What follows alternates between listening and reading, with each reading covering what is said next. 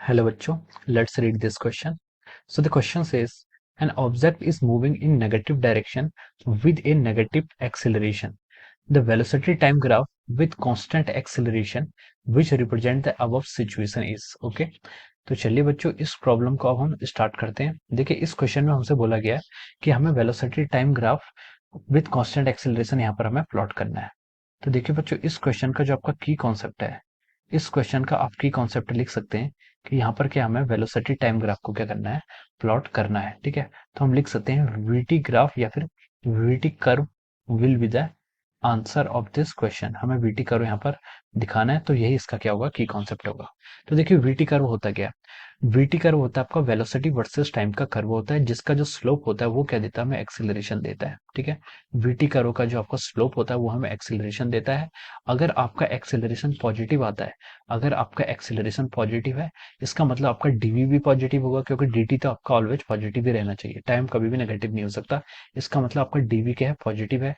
DV positive है, इसका मतलब आपकी final velocity is greater than our initial velocity. ठीक है, सॉरी, हम इसको वी एफ और वी आई लिख लेते हैं। ठीक है, तो इसकी जो फाइनल वेलोसिटी होगी वो क्या होगी, इनिशियल वेलोसिटी से बड़ी होनी चाहिए। ठीक है, और अगर आपका एक्सेलरेशन नेगेटिव है, जैसा इस क्वेश्चन में बोला है, उसने क्या है इसका बोला है कि उसने देखिए क्वेश्चन में object is moving in negative direction. Negative direction से हमें इतना पता चल गया कि उसकी वेलोसिटी क्या है, नेगेटिव है।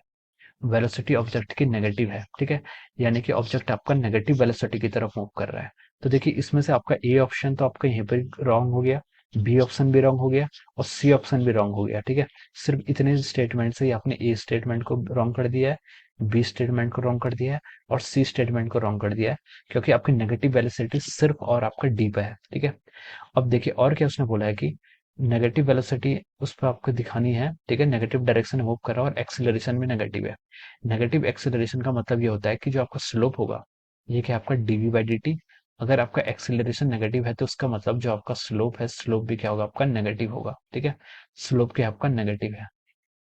स्लोप देखिए किसका नेगेटिव है, ए ऑप्शन का देखिए स्लोप पॉजिटिव है, बी ऑप्शन का स्लोप नेगेटिव है, ऑप्शन सी का भी स्लोप आपका क्या है, नेगेटिव है, और ऑप्शन डी का स्लोप भी क्या आपका नेगेटिव है। ठीक है, तो यहाँ से हम बोल सकते हैं कि सिर्फ ए ऑप्शन ही एक्सक्लूड हो गया है। ठीक है, तो चलिए अब हम इसको डायरेक्टली प्लॉट कर लेते हैं, क्योंकि अभी हमें ये अब हमें पता चल गया। ठीक है, ये अब हम देखिए इसको हम डायरेक्टली यहाँ से प्लॉट कर सकते हैं।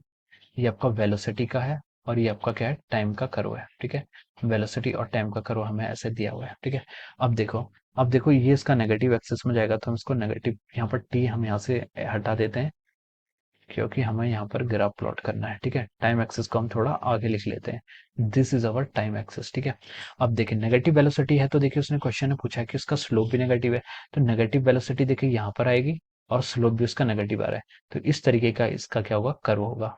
It's curve will look something like this. Okay, तो हम इस यहाँ से डायरेक्टली बोल सकते हैं कि जो आपका ऑप्शन डी है, ठीक है, ये आपका ओरिजिन है, तो ओरिजिन से नीचे ऑप्शन डी होगा आपका, ये क्या हो जाएगा, करेक्ट हो जाएगा। So we can write down here that option D is correct. ठीक है, क्या लिख सकते हैं यहाँ पर आपका, ऑप्शन डी इज करेक्ट।